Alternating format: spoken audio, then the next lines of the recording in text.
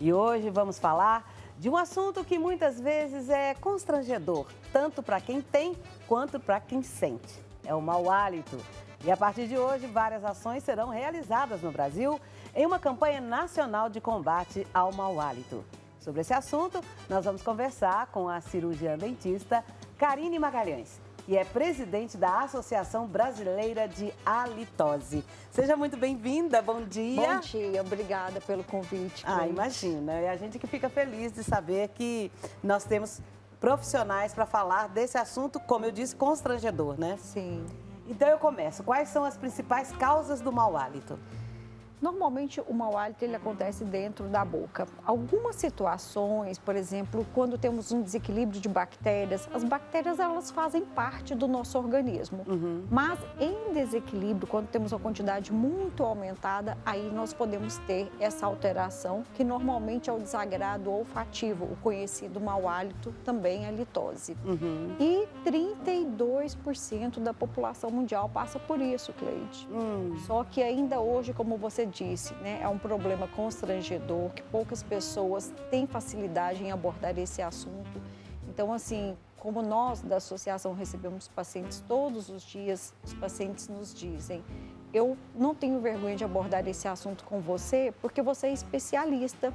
E aí, esse tema da campanha agora de 2023, né, que é o silencioso, invisível e devastador. Sim, olha aqui, gente, o cartaz. Inclusive, você está aí com uma camiseta, Sim, estou né? com a camiseta, Então, é uma arte, né, que representa muito bem. Esse problema, ele foi abordado em 2019 por um meio de comunicação. E de lá para cá, o que a gente percebe é que nada mudou. As coisas continuam da mesma forma. Esse receio de abordar o assunto é como se mau hálito fosse um problema que nunca pudesse te afetar. Então, assim, só afeta o meu vizinho, só afeta o outro. Não, isso pode acontecer comigo que trato do assunto. Então, a gente tem que ter cuidado. Alguma coisa que é inerente ao mau hálito é que a própria pessoa não sente.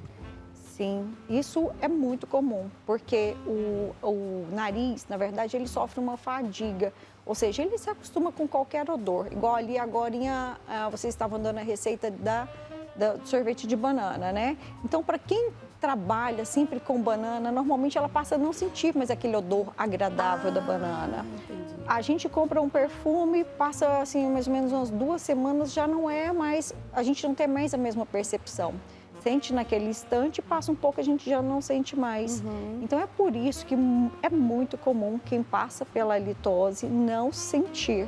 Então, é preciso que eu comunique. Então, assim, eu sei que não é uma situação, não é uma tarefa fácil, mas a gente deve ter empatia, se colocar no lugar do outro e avisar de uma forma muito delicada que esse é um problema que, quando bem diagnosticado e um bom tratamento, pode ajudar a controlar. Ok. Agora, como fazer o tratamento? Que tipo de tratamento fazer? Cada um requer um tratamento? Como é que é isso? Sim, o tratamento é individualizado, até mesmo porque nós temos várias situações. Então, a primeira coisa é o diagnóstico. Então, vamos supor que o paciente está passando por uma alteração salivar. Ele tem uma saliva, às vezes, que é muito grossa, que parece muito uma cola, ou senão ele não tem saliva. A saliva é o detergente natural que a gente tem na boca. É o melhor antimicrobiano bucal e é o que o nosso organismo produz. Então, a gente volta para a questão da água, né, que estava falando ali agorinha, que a gente precisa de tomar pelo menos 2 litros de água ao dia. Então, para a gente ter essa proteção natural da saliva. A questão de reequilibrar os micro-organismos através da higienização em casa, ou seja, é o uso do fio dental, da escova de dentes, mas não aquela situação que a gente pensa assim, eu vou descuidar agora, mas à noite eu capricho. Por quê? Porque quanto mais a gente descuida, não só, por exemplo, em casa, mas evitando de fazer as consultas, mas a gente vai ter uma adesão das bactérias sobre os dentes. A gente precisa de receber a orientação do profissional cirurgião dentista, por quê? Hoje a minha boca está de um jeito, mas e amanhã? Como é que está? Será que realmente está igual estava 6 meses atrás? Quais são as dificuldades? os esconderijos que a gente tem na boca. Ah. Então, a língua é uma superfície que se assemelha mais ou menos a essa almofada aqui. Então, a gente pensa assim, nossa, mas essa almofada ela é bem peludinha, gostosa, né? A língua é igual.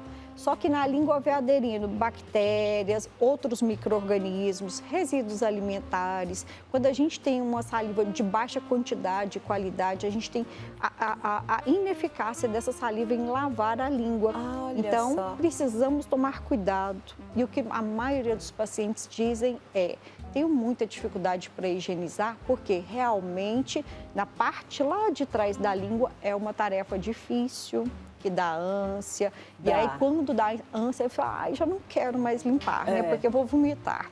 Eu brinco com os pacientes que é a mesma coisa. Quando a gente compra um sapato, às vezes o sapato está lá apertando, só que às vezes já usou umas 5, 6, 10 vezes, o sapato laceia. E a língua também acaba que um tempo você vai se habituando. Então, é questão de rotina. Quando a gente tem rotinas, tudo bem estabelecido, assim, do nosso cuidado diário, né? Seja da dieta, seja do cuidado da saúde bucal, sistêmica, a gente vai normalizando aquele padrão. Então, o mau hálito, ele acontece a partir desse desequilíbrio, mas vamos supor, você me perguntou, né? Me perguntou, se tiver alguma outra doença, algum outro problema, né? A cárie afeta, a doença da gengiva, as doenças bucais em geral, né? E aí, a gente até pode, Gleide, tocar nesse assunto que é o quê? As pessoas, em primeira opção, elas escolhem um médico, normalmente um gastroenterologista, para buscar essa ajuda. E o gastroenterologista vai fazer a endoscopia, vai fazer biópsia, e aí as pessoas pensam, será que aquela bactéria que tem no estômago, será que ela faz a litose? Não, ela não faz, o refluxo não faz, a gastrite não faz. Só que 19 anos após a publicação desse artigo que eu disse para você, que um meio de comunicação fez, que a gente está voltando nesse tema agora em campanha, a situação em nada mudou. Quando um paciente chega ao consultório do gastroenterologista, ele vai passar por esses exames de imagem, exames de sangue também algumas vezes. Quando ele vai para o otorrino, normalmente ele tem receio de contar, de abordar esse assunto, então ele fica esperando que o médico ou o cirurgião dentista adivinhe ou fale, olha, você está passando por isso. Ah, entendi. Agora, uma coisa também que eu já vi algumas pessoas se queixando, é que tem alguma coisa na garganta, umas bolinhas que elas são com um cheiro ruim. Por que é aquilo? O que é aquilo? Você nunca teve? Não. Tá. Isso é muito comum, isso se chama casos amidalianos. Aqui na nossa garganta, nós temos as amígdalas, bem na região aqui de trás. Então, se você apertar, você sente. Isso, todos nós, né, se não fez a remoção das amígdalas, nós temos, e nós temos uns buraquinhos. Esses buraquinhos, aqui dentro vão se acumulando resíduos alimentares, bactérias, saliva, aí forma como se fosse um pedacinho de queijo, um carocinho, aquele grãozinho do quiabo. Tem um odor insuportável. Se você pegar, sentir, você sente que tem um cheiro ruim, só que se você apertar, aquele cheiro, ele vai ficar no seu dedo por um bom tempo. Então, isso é muito comum, isso não é doença. O médico, que é o otorrino, que é o responsável pelas amígdalas, ele só vai sugerir a remoção das amígdalas por esse motivo, não pela queixa do hálito, mas se aquilo lá está promovendo algum tipo de inflamação, de infecção, se realmente a pessoa produz muito. Por quê?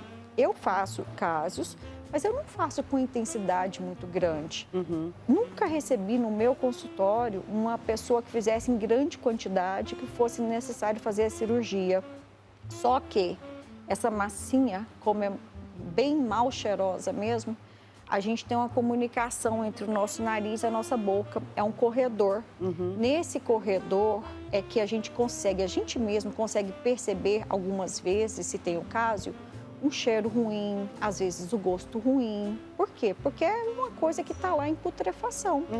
Só que esse buraquinho, aí chega uma hora que você vai tossir, espirrar, ou está conversando, ou faz um movimento mais brusco e as amígdalas até comprimem e esse cásium sai. E às vezes a gente engole sem nem perceber. Ah, meu Deus, e aí dá o mau hálito. Normalmente, caso não dá mau hálito. A gente que tem a percepção que está tendo a alteração que outras pessoas ao redor sentem, mas nem sempre dá. Quando entendi. tem uma quantidade muito exacerbada dessa substância. E essa substância que é o cásio, essa massinha mal cheirosa, é a mesma que se deposita sobre os nossos dentes, sobre a nossa língua. Só que na amígdala ela fica como se fosse um carocinho guardada lá dentro. Bom, você disse que pouco se fez desde quando lançaram essa campanha, não foi isso que você disse? Na verdade, Cleide, não é que pouca gente fez. A Associação Brasileira de Halitose tem 25 anos. É que pouco se fala sobre esse assunto. É porque, como se tem receio, assim, será que vão achar que eu sou suja, que eu não cuido de mim, que eu não busco ajuda? Como as pessoas dizem, será que eu sou porca? Então é por isso. A gente trabalha anos após anos. Os colegas da Associação Brasileira de Halitose, nós temos profissionais em quase todos os estados do Brasil. Então a gente desenvolve campanhas em qualquer instituição pública ou privada, palestra, vamos a hospitais, vamos a universidades, escolas, empresas, vamos para a TV, igual eu estou aqui hoje com você, para a gente abordar esse assunto. Só que é um assunto que tem muito mito e se tem um receio de conversar sobre isso. Não, mas vamos falar sobre isso sim. Sempre que necessário, as portas da TV Pai Eterno estão abertas para você. Muito obrigada. Eu te agradeço, foi um prazer. Você é muito simpática, Obrigada. Seu programa, sua equipe toda maravilhosa. Eu fiquei encantada. 8 pessoas para tomar conta aqui do seu programa, né? Que privilégio. Me senti muito bem recebida por todos vocês. E tem mais um tanto lá em cima. Oh, coisa boa. Muito obrigada, viu? Obrigada. Que essa campanha seja um sucesso. Amém. Muito obrigada pelo espaço.